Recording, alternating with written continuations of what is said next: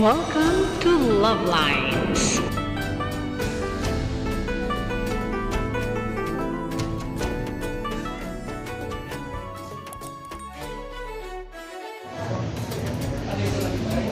Para makita ko.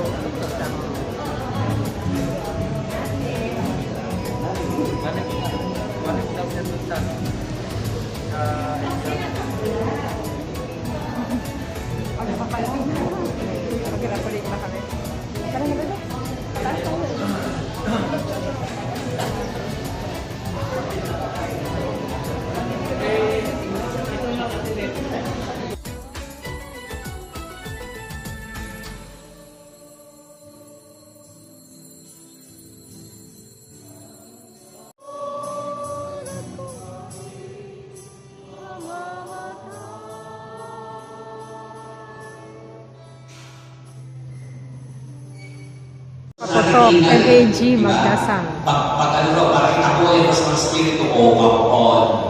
Come on. Tatabi mo ba yung mas mga spirito sa ingay? Hindi no, okay. Yes. Diba? Pag isa-isa nga, pumapasok ko yung masamang spirito eh. Bakit? Pinakamaghahalasing pa rin. Diba? So, eto po, katulad ni Maria, sabi nga, yung kanyang pag-opo, araw-araw na ginawa ng Diyos, opo siya, opo sa kalooban ng Diyos. Bakit? Anong katangian ni Maria? Nakikinig. Nakikinig. Sabi nga, mahal, madalas ko sinasabi, the first duty of love is not to care. The first duty of love is not to heal. The first duty of love is to listen. At yung pag-isa-isa na kulang mo sa atin. Pag-isa-isa na yung lulod ng ingay na makasabi sa ating ingay. Tapos ako yung putukan, pero ngayon maingay pa rin ang ating kalooban. Payapain po natin. Pakinggan muna natin ang tinig ng Diyos sa gitna ng lahat ito. Mahalagang marinig yun. Dahil kung hindi natin dinidinig yun, baliwala, bago ang taon, luma pa rin tayo. Amen ba? Amen. So, ano ang sabi ko nga, ang madalas ko sinasabi, the deepest form of prayer is when one can say, ano sasabihin? Your will be done. Your will be done. Yun ang pinakamalalim na pananalig. Hindi gusto ko, hindi nais ko, Panginoon, ano ang nais mo? Dahil alam ko na kung ano ang nais mo, yun ang pinakamabuti para sa akin. Magsalita ka, Panginoon, makikinig ako. Amen? So, magdasal. Susunod, PA. Ano yung PA? Tingnan mo katabi mo. Sige, ito mahalaga. PA, sabihin mo, kapatid. Kapatid. Nakasama mo, kapatid. Kapatid. Patawarin mo na. Patawarin mo na. Pag meron pa tayong tinitingin na sama ng loob, palalain na natin ang ating sarili. Sabi ng iba, si Father, paano ko papatawarin yung tao yan? Hindi pa nagsosorry. Take note. Forgiveness ay hindi dapat nakakaling sa sorry. Kahit hindi mag-sorry ang isang tao sa iyo na sinaktan ka, simulan mo na ang proseso ng pagpapatawad para sa kanya. Bakit? Kasi ang pagpapatawad hindi para sa tao na nagkasala sa iyo. Ang pagpapatawad para sa iyo.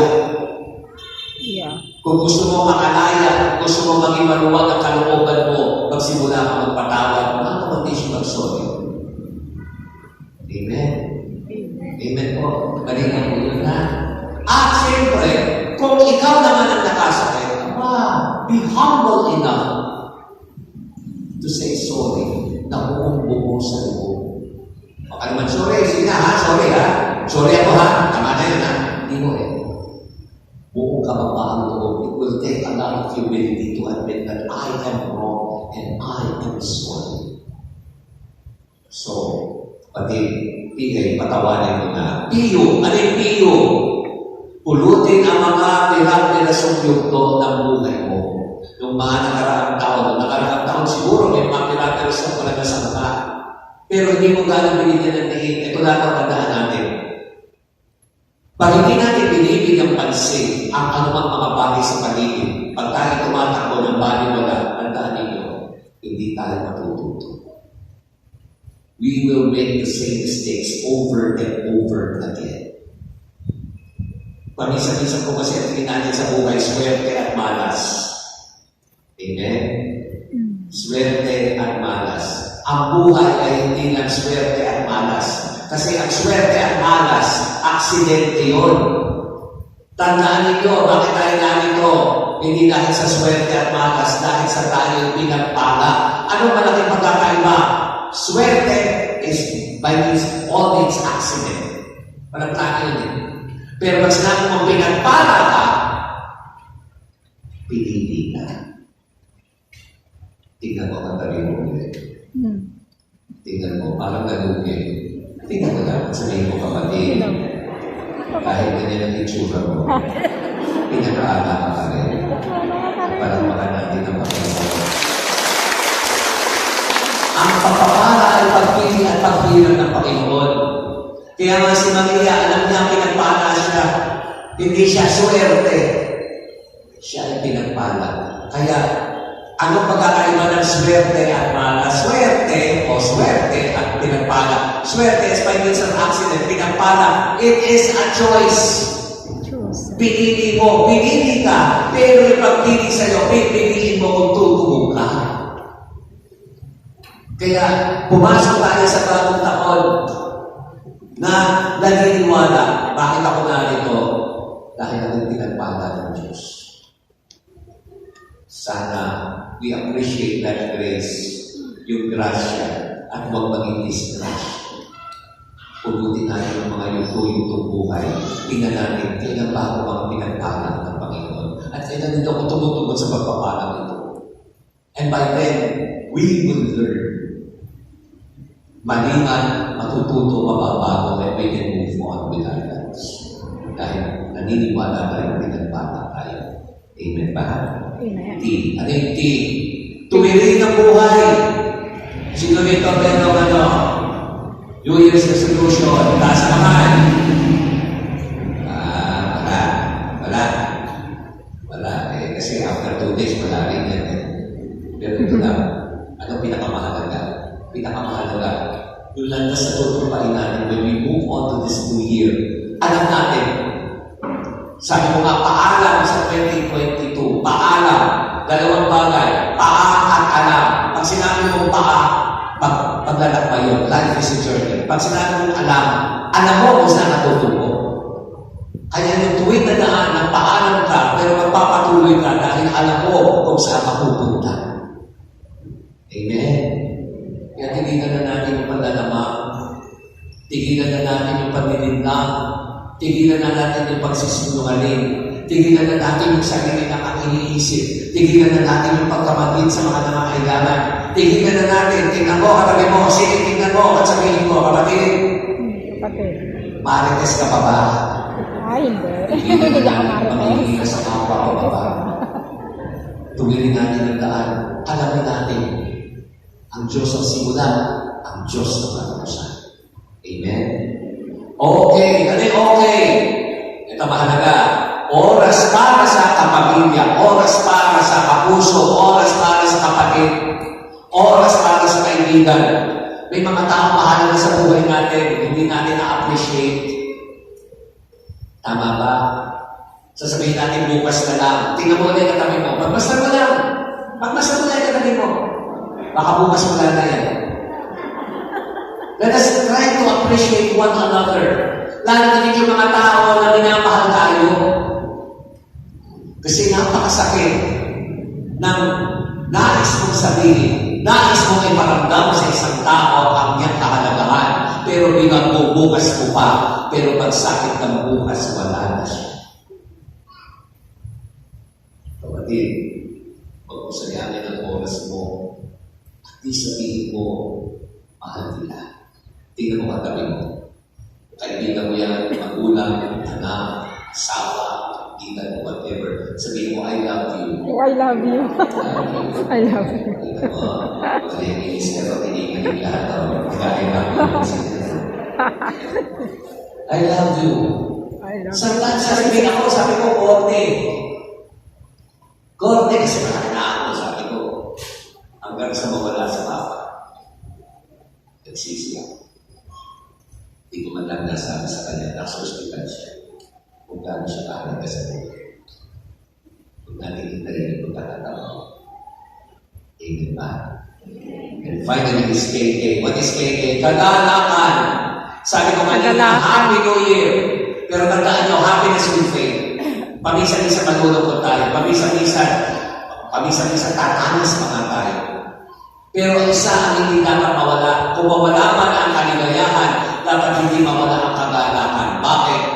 Happiness is based on something without. Sa lahat ng gusto ko, sa lahat ng kaaya-ayang nakikita mo. Pero pag nawala yung malulungkot ako. Pero ang kagalakan, it is based on something within. It is not material. It is spiritual. Ano yung kagalakan na yan? Kahit mayroong misfortune sa buhay, patuloy ang kagalakan. Bakit? Kasi sa gitna ng lahat ng ito, katulad ni Maria, magpapatuloy ako. Bakit? Kasi nasa kalooban ko, naniniwala ako na God is with me. Emmanuel, kasama natin ang Diyos. Sabi ko nga, paalam, paglalakbay at alam ang patutunguhan. Pero sabi nga, ang English na paalam is goodbye. What is goodbye? Ang goodbye pala, bakit hindi bye-bye? It will always be a goodbye. Bakit? Ang kahulugan pala ng salitang goodbye ay shortened English phrase ng salitang God be with you. Oh, God be with you. God be with you. Ito'y makasama ko ng Diyos sa pagpapaalam sa 2021 at pagpasok sa 2022. We say our goodbye, but our goodbyes are actually a prayer. Anong panalangin? Saan man tayo matulog, kung may patuloy na natin ang kasama ng Diyos. Amen. Amen. So have a joyful New Year. Palakpakan natin ang Panginoon. At ipahalagod natin ang ating pananampalataya.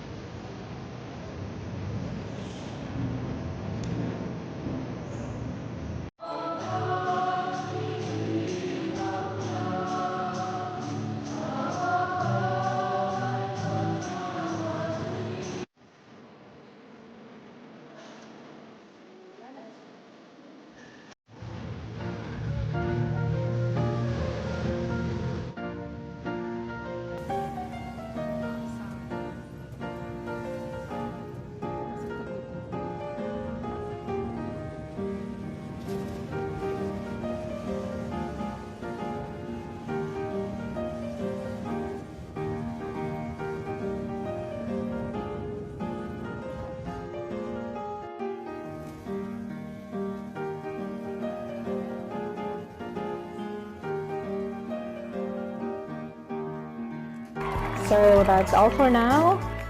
Thank you so much for watching. Once again, this is Love Lines. Have a good day and God bless.